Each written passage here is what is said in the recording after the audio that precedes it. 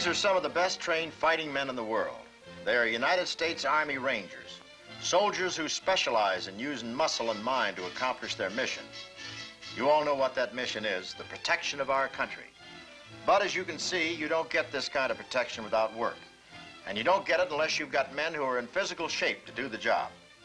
That's what our big picture is about today. You might call it the shape of the nation. And these fellows going through their paces at Ranger Training Camp make a good jumping off point for our story on physical fitness.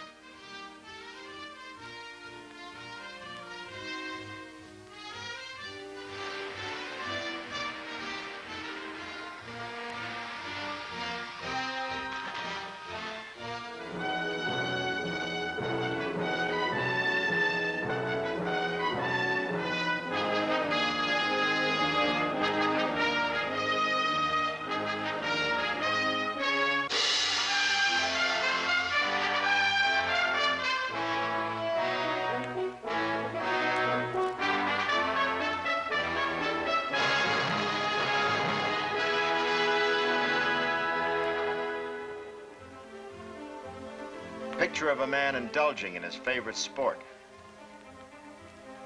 He gets trim regularly at this game, and he needs trimming, especially around the bay window. About the only part of him that gets a workout in this activity is his wristwatch. On the highway, his exercise is a little more strenuous. He's got to move those eyeballs around pretty fast to keep dodging the other cars.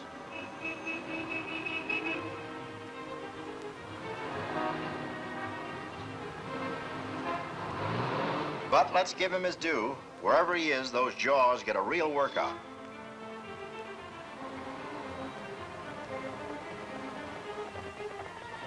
Picture of a man getting in shape for heart disease and a good case of hardening of the arteries.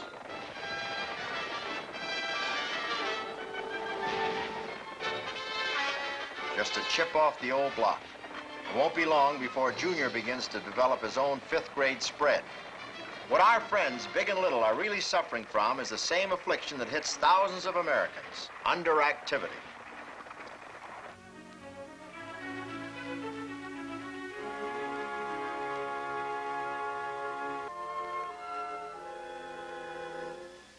Yes, sir, we're the sittingest nation in the world. Never have so many sat while so few move.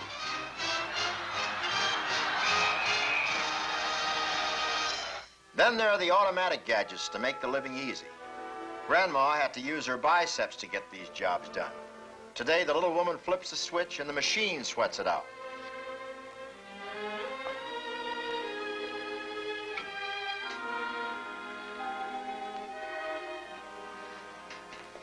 Yeah, we got it made. As if I had to tell you, your narrator was Mrs. Hope's little boy, Robert. And I'm glad to be in here pitching again for Uncle Sam. Well, hello. Sir, did you read the sign, no peddlers? Let's see machines replace that. Say, you wouldn't think all of this has anything to do with defending our country, but it has. We've got this tendency over here to make things as easy as possible for ourselves, so we give the work to the gadgets, sit around and let ourselves spread and get soft. Now, when a country gets all flab and no flip, it's in for real trouble when the going gets rough. Let me show you. For instance, did you know that 3 out of every 5 men called up for military service are rejected for physical reasons? In order to get the 196,000 men needed for the Berlin crises, the government had to call up over 700,000 men. That's the kind of statistics that should keep us up nights worrying about where we're heading. In a recent speech, President Kennedy said he was afraid we were getting to be a nation of spectators, that we prefer to look instead of play, ride instead of walk. Fire! Well. Greetings, Gate. Meet my golfing mate. Well, I see you're still in the rough. I'll see you at the clubhouse. Say, Jerry, I was just telling the folks that most of us don't get enough physical activity. Oh, I'm just breaking it in for a friend. Now, seriously, folks, Bob's right. It's great having all these gadgets, provided we don't let them wreck our health. That's the big danger, Jerry. Too many of our people don't seem to realize how important it is to keep the flab down and the flip up. Well, there are a lot of other countries in the world that do know how important it is. I don't know if Khrushchev has one of these things, but one thing I do know, The people over in his part of the world really work at keeping fit. Yeah, maybe you've seen some of the pictures of those Eastern European athletic meets. These are not professional athletes. They're mostly young people who are trained from childhood to keep their bodies in top condition. Many of them will go into their country's armed forces, bringing with them the strength and coordination they've built up over the years. Others will bring honors to their nation in international sports competitions. Often the United States has fallen behind in the Olympic Games. That's because other nations go in for more individual participation in a great variety of sports. With these people, physical fitness is a way of life. And while there isn't much over there we'd care to copy, we could do with a little more of this kind of thing in our country.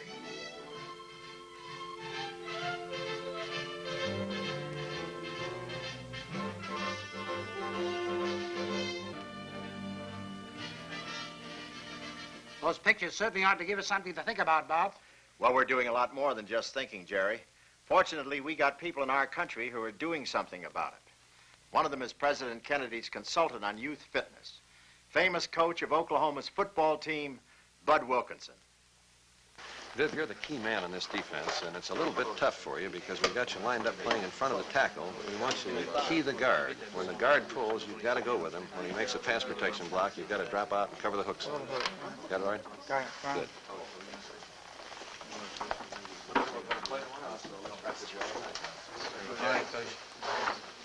How's your ankle, Good. The President's Council on Youth Fitness was created by an executive order of President Eisenhower in 1956. This action alerted the country to the problem that we face in the area of physical fitness. The cause is practically self-evident. Modern conveniences, our technology, have eliminated the muscular effort in our daily lives. Under President Kennedy, the Council decided to take more specific action aimed at specific groups. The majority of young Americans are in our schools. We felt first that we should identify the underdeveloped child and be sure that each school had a program to bring the underdeveloped child up to par. To our amazement, in a preliminary survey, we found that only 28% of America's schools had adequate physical education programs, and less than 50% had daily activity programs for each boy and girl. We feel that this situation obviously needs to be corrected. With the cooperation of 19 leading educational and medical organizations, the President's Council has developed a recommended basic physical fitness program for the nation's schools. Many of them have already responded to the urgent appeal of the President's Council for a more vigorous fitness program. Now I would like to show you a portion of a film report by the President's Council on Youth Fitness demonstrating what some schools in the country are doing about this vital problem. Here's what happened in one town, Muskogee, Oklahoma.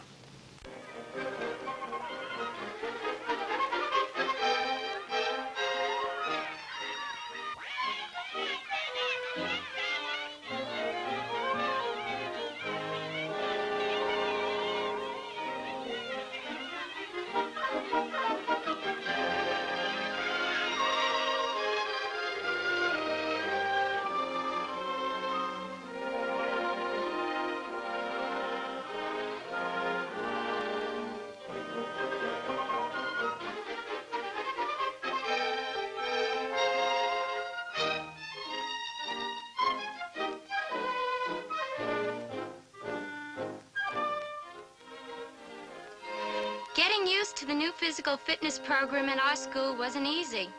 Our muscles weren't used to this kind of exercise, and we were sort of stiff the first few days.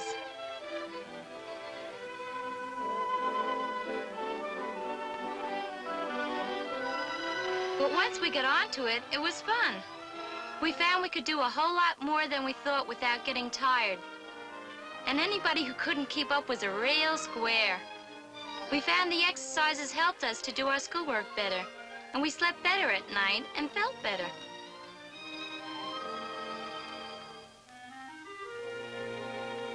In a couple of weeks, we were really with it. We could really dig what all that exercise was doing for us. It was just like the music man Robert Preston said in his song about keeping fit.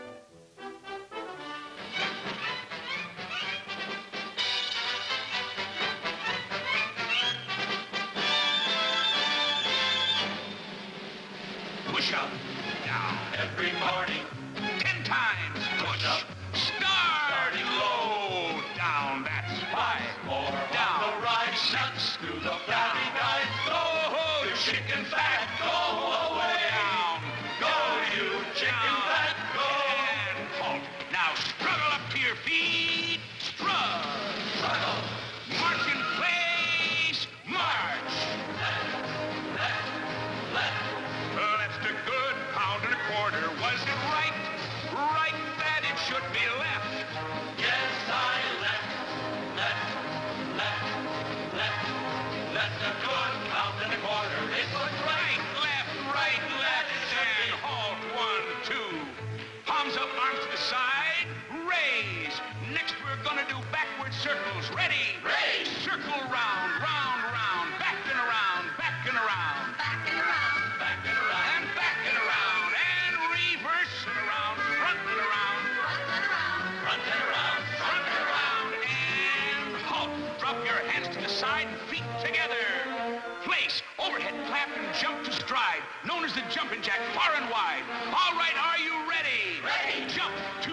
Clap. 2. Clap. 2. Clap. Slap. Clap. Slap. Clap. Slap. Jump. Jump. 2.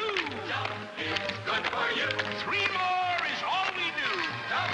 In. Halt and sing. Go, you chicken fat, go. Well, that's where physical fitness gets off to a good start. In the school, during the vital formative years. And equally important is continuation of exercises in the home where the whole family can join in. Reverend Bob Richards, nationally known authority on physical fitness, is a firm believer in family participation in exercise and sports. That's right, Bud. I think the home is one of the best places to emphasize physical fitness. Considering the amount of time we spend around the house, what could make more sense than to use a small portion of that time to keep ourselves in shape? You're all probably familiar with some of the basic exercise routines that almost anyone can run through every day. Let's take push-ups for a starter. According to studies, most Americans are weak in their upper body development. Here's one that'll build your upper body. Here's a wonderful one for the midsection that you can do in your living room.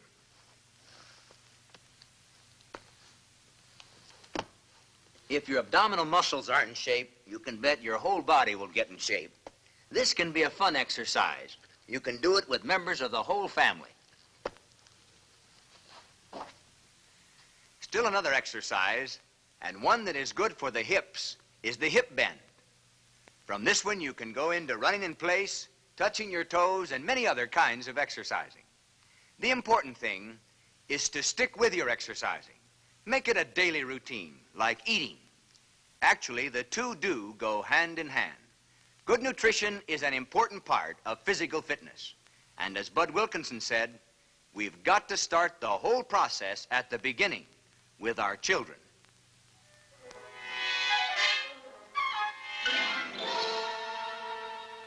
In every place where there are children, there should be some provision for outdoor exercise.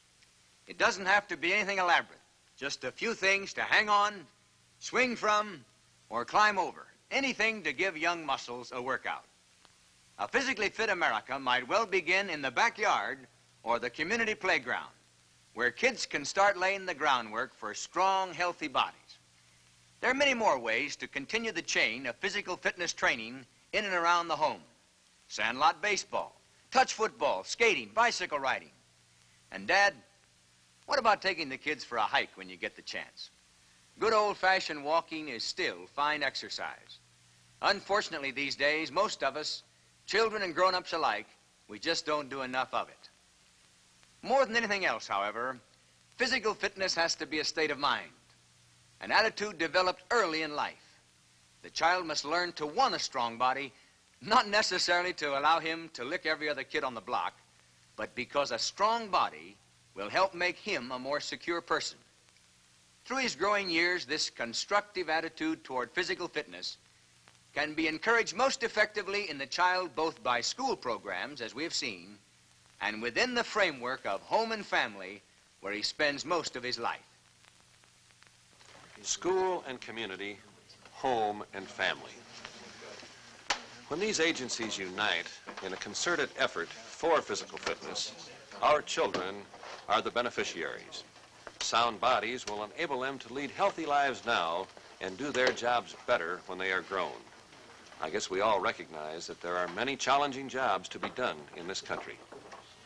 Do you recognize this man? He's astronaut Alan Shepard, America's first man in space. Working out in the gymnasium may seem pretty tame compared to what astronaut Shepard and America's other astronauts have to go through, but it's all part of keeping fit for their job. And this is one job that calls for fitness right down to the fingertips.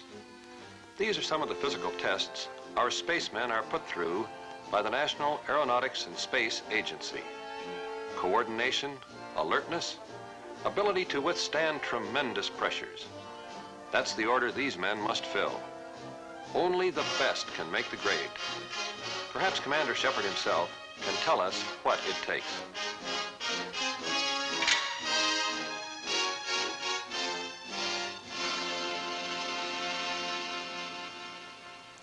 But I think more than anything else, it takes preparation. In a way, it's like baseball. Nobody ever made the big leagues without really being ready. And I think spaceflight is pretty big league, too. You never really know what kind of an emergency situation may develop up there. A situation which often requires split-second judgment. And it takes fast, cool-headed reaction to meet this kind of challenge. This reaction can only come from a body and mind that are healthy enough to accept the situation. Now, over the years, in the United States Armed Forces, I've had to keep myself in good shape. And consequently, it's become a habit for me and my family to maintain good physical fitness.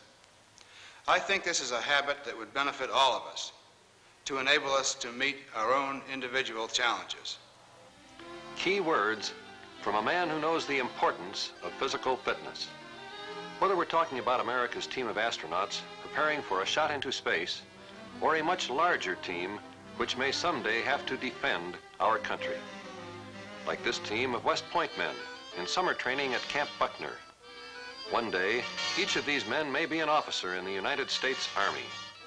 Like other West Pointers, such as Dwight Eisenhower, Douglas MacArthur, George Patton, and others, some of these men may similarly be marked for fame. But all of them will become leaders with vital military assignments. Their preparedness, their readiness for important roles in the defense of their country is not a matter of accident. Their admission to the United States Military Academy depended on the highest degree of physical and mental fitness. They bring will and strength to their tasks. But they must have what it takes to make the grade, and it takes plenty.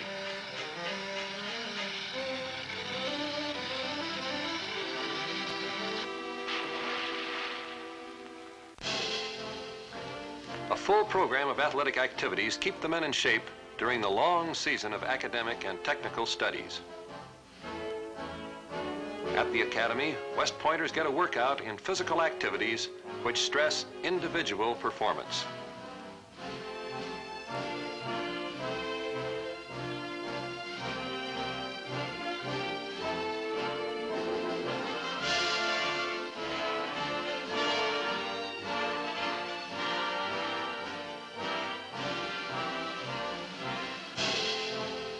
The old proverb, "A sound mind and a sound body," is an integral part of the educational program at West Point.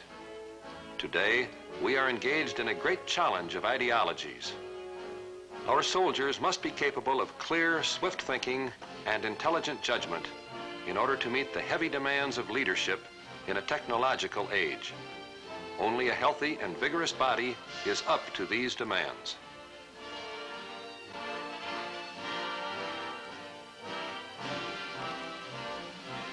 The end product of any effort is the sum of what you put into it, the foundation on which you build. The foundation of each man is his physical condition, and like every foundation, it must be strong. On its strength depends the safety and well-being of our nation. Today, as in World War II, we know that the building of the physical side of young Americans is one of our most crucial tasks. Former Secretary of the Navy, Frank Knox, said in 1944, "It is the truth that only those men are fit to be free who can fight to win and maintain their freedom. Whenever a nation becomes incapable, for physical reasons, of maintaining itself in this world, its freedom will be destroyed. The price of freedom is the ability to defend it." That defense must begin early in life with girls and boys whose bodies are strong and healthy, so that they will be prepared to meet the growing stresses of our time. The degree of their strength and of their purpose will determine our survival as a free nation. To those of us who've got school behind us and now have to make it down the long run to good jobs, a family, and everything that goes with healthy living, the example of men like Bud Wilkinson, Alan Shepard, and Bob Richards is an inspiration.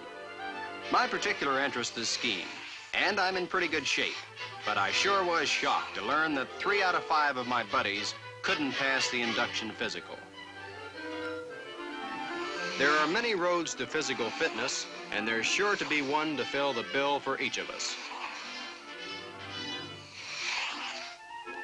Maybe it's the high board where the champs set their sights right at the top. Perfect control and timing needed here.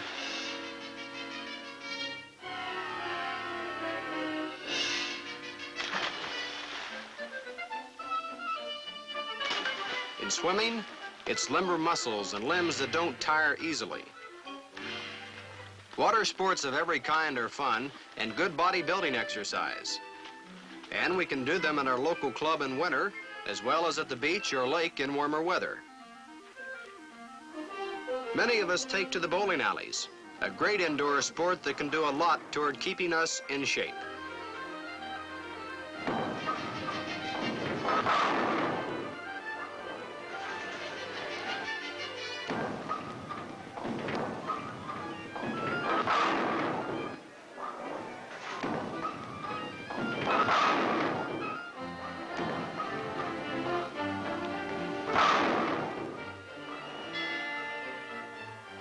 To grow up with strength and endurance is a goal all of us should set for ourselves.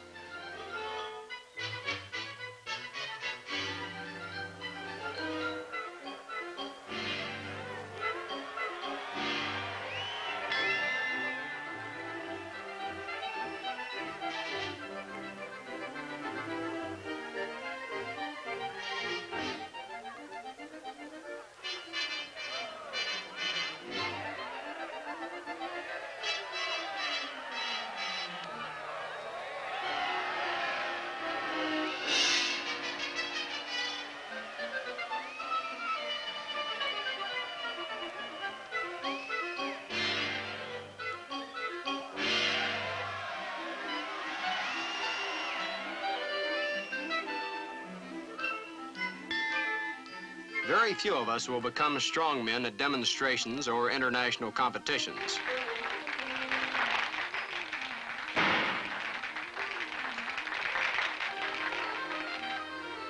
A 400-pound barbell takes plenty of lifting power and calls for a lot more weight than is good for most of us.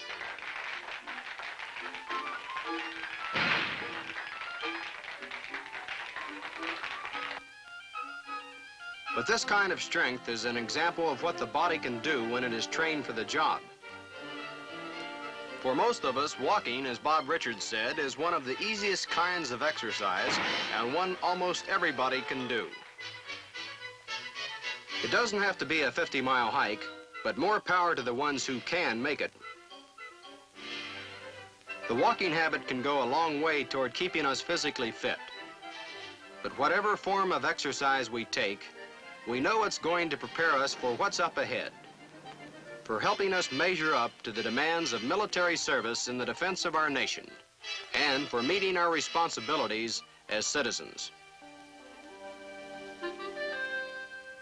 Oh, he flies through the air with the greatest of ease, the daring young man. Huh?